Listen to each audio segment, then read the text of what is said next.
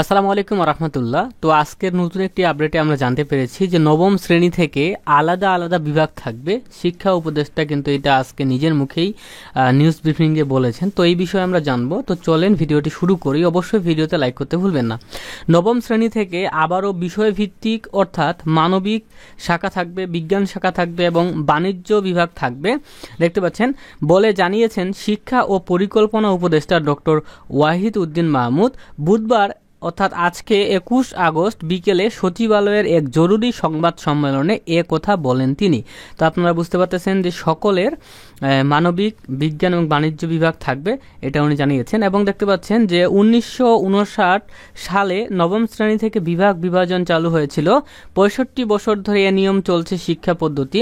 স্বাধীন বাংলাদেশ প্রতিষ্ঠার পর দফায় দফায় শিক্ষাক্রম পরিবর্তন হলেও এ প্রথা কখনো ভাঙা হয়নি। অবশেষে চলতি বছর তা পরিবর্তন করা হয়।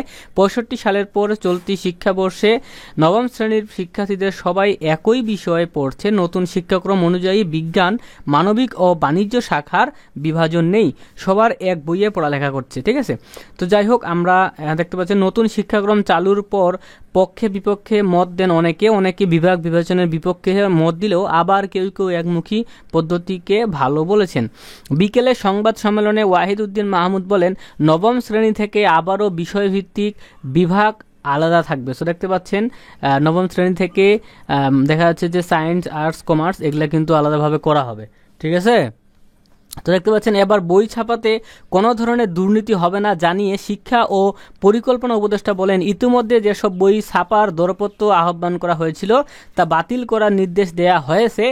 এবার বই ছাপার মান ও কাগজের মান ভালো হবে, কারণ এবার দুর্নীতি হবে না। দেখতে পাচ্ছেন একদম দুর্নীতি হবে না। ওয়াহিদ উদ্দিন মাহমুদ বলেন, নতুন বছরের পাঠ্যপুস্তকের মলাট সহ ভেতরের বিষয়বস্তু পরিবর্তন করা হবে।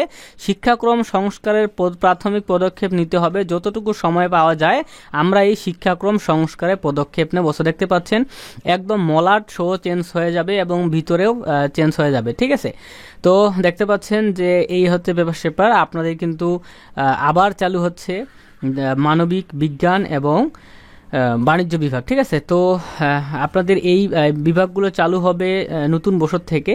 ঠিক আছে, যদিও এখানে বলা হয়নি কবে থেকে চালু হবে। তো এটাই ছিল ভিডিও। তো অবশ্যই একটু লাইক করে দিবেন ভিডিওতে। আল্লাহ হাফেজ।